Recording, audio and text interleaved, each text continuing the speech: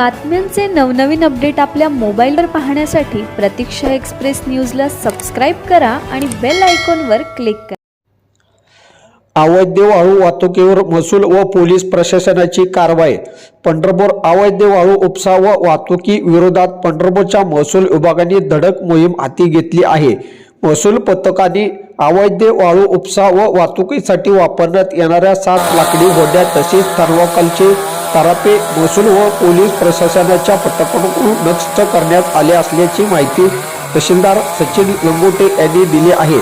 पंढरपूर तालुक्यातील अवैध वाळू उपसा रोखण्यासाठी वाळूची अवैध वाहतूक करणाऱ्यांच्या विरोधात कारवाई करण्यासाठी प्रांताधिकारी सचिन इतापे यांच्या मार्गदर्शनाखाली तहसीलदार सचिन लंगोटे यांनी विविध पथकाची नेमणूक केली आहे।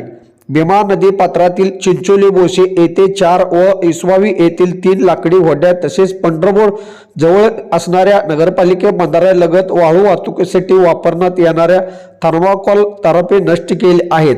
सदरची दोन्ही कारवाई महसूल पथकाने सकाळी 11 ते सायंकाळी 6 वाजता दरम्यान केली।